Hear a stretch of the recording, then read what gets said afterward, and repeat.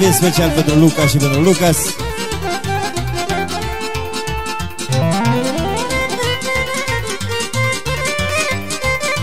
Pentru Dan și pentru Cristi și pentru băieții lor, să le trăiască.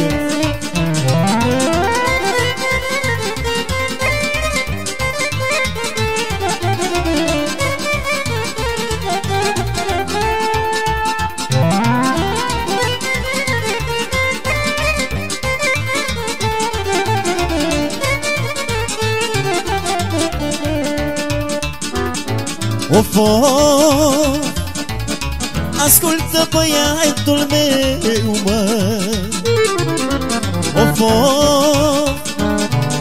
că eu nu te învăț de rău, mă.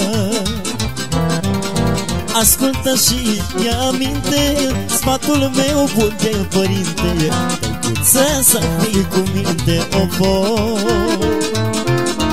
ascultă și ia aminte sfatul meu bun de părinte, tăicuță să fii cu minte. Pentru Luca și pentru Lucas.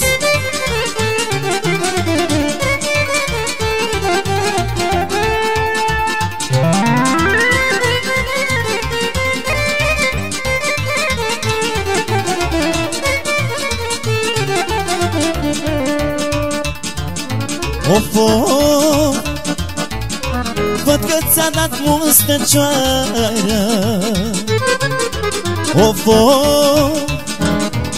crește-n mine inimioară. Tu ești tot ce am pe lume, i-aș da viața pentru tine, i-aș da viața pentru tine, mi-ești lumina ochilor, bucuria zilelor, feciorașul meu cu dor, mă.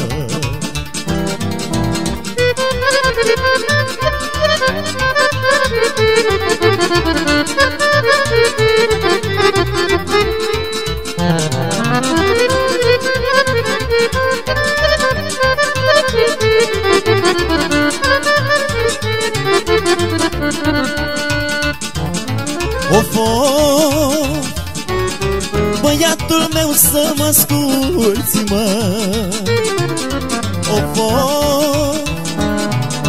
niciodată să nu uiți, mă. Ai crescut și ești voinic și n-ai teamă de nimic, și n-ai teamă de nimic,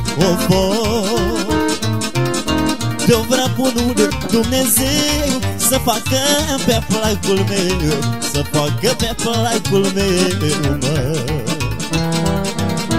Să mă țină sănătos, ca să pot să-ți fac un rost, ca să pot să-ți fac un rost,